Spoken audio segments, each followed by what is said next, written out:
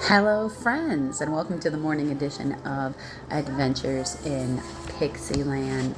And we are in Bible study. We're in the NIV. We are in the book of Matthew. We are doing chapter 13 in its entirety, and it is quite long, like 58 verses. So, best get started. The parable of, if you've got issues with the fact that it's an if, come back in 2026. I'll be in doing the KJV then. If the version of the Bible, though, if you want to hear all of them, stick around. That's the intention. If you got a favorite version, put it down below. The parable of the sower. Chapter 13, verse 1. That same day, Jesus went out of the house and sat by the lake. Such large crowds gathered around him that he got into a boat and sat in it, all while the people stood on the shore. That's been really weird. Trying to get some peace and quiet, and meanwhile you got people standing around staring at you. The original paparazzi, if you will, but pre-camera invention.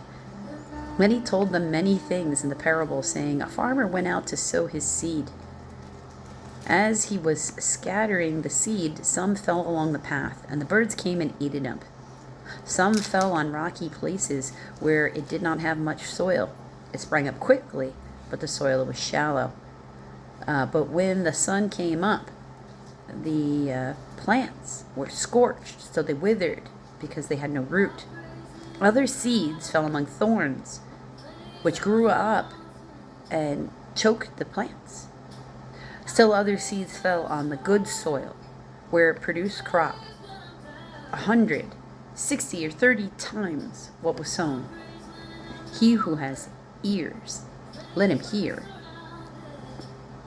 The disciples came to him and asked, why do you speak to people in parables? He replied, the knowledge of the secrets of the kingdom of heaven has been given to you, but not to them.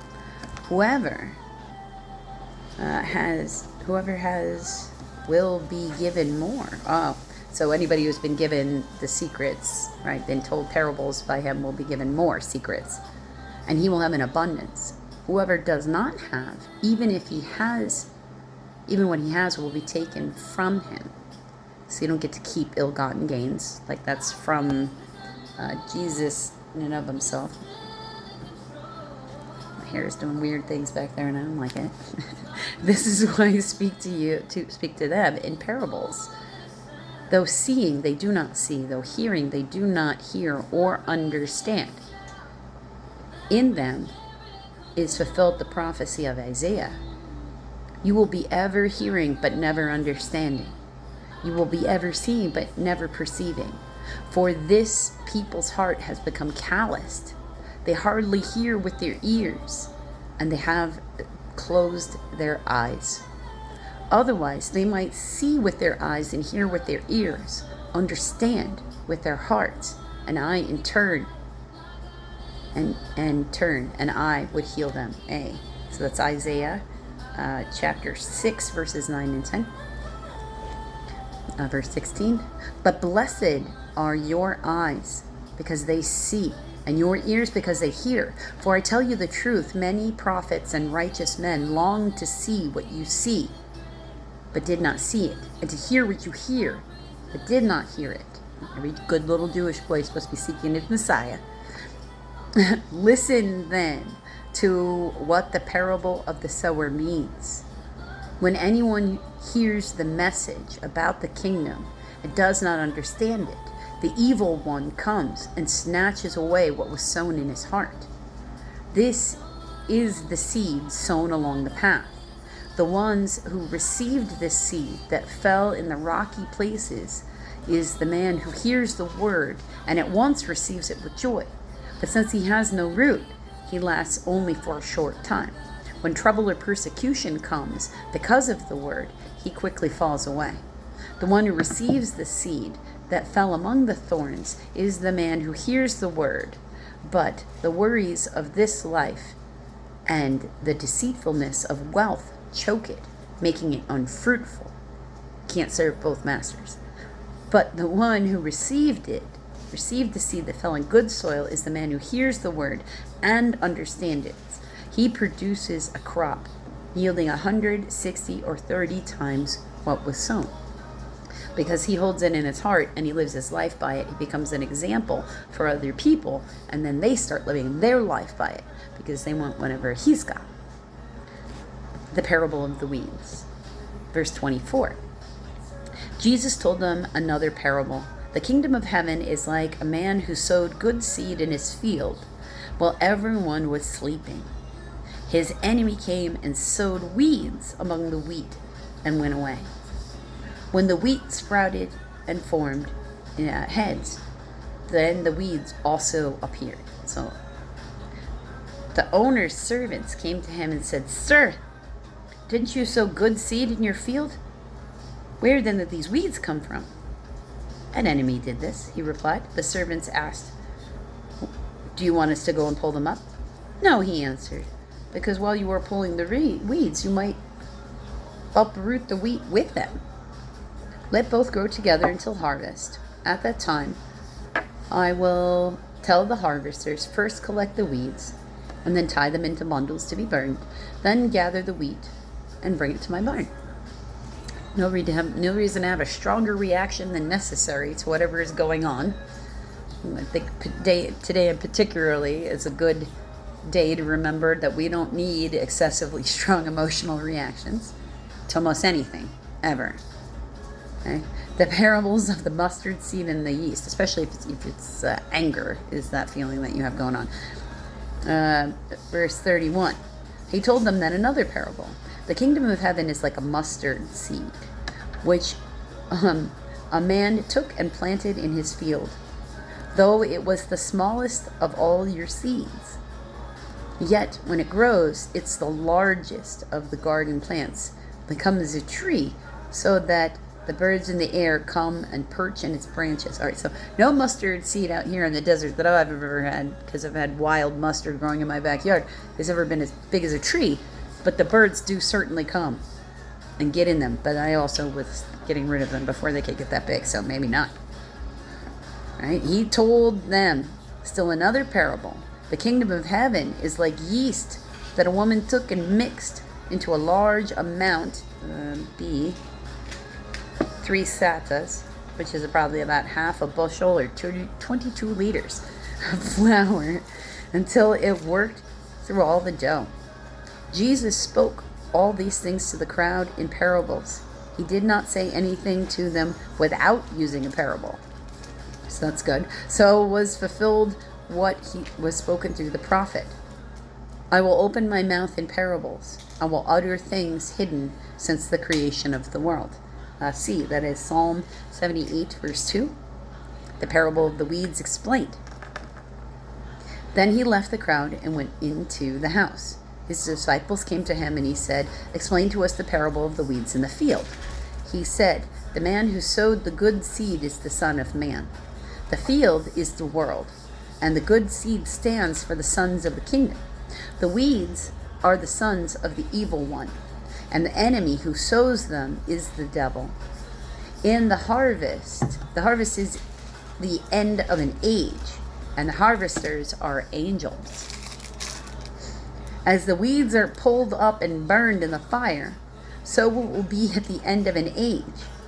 The Son of Man will send out his angels, and they will weed out his kingdom everything that causes sin and all who do evil. They will throw them into the fiery furnace, where there will be weeping and gnashing of teeth.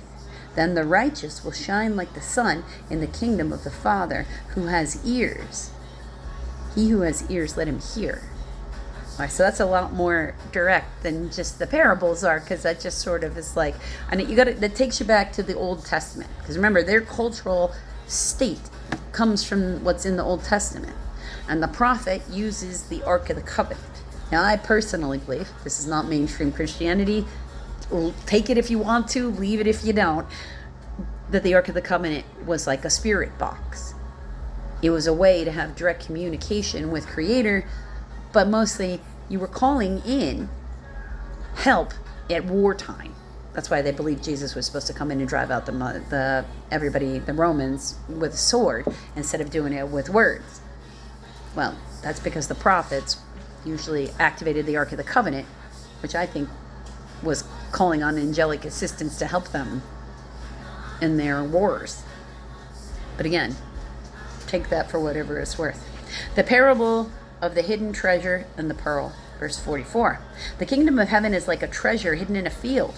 When a man found it, he hid it again, and then in his joy went and sold all he had bought, and all he had and bought that field.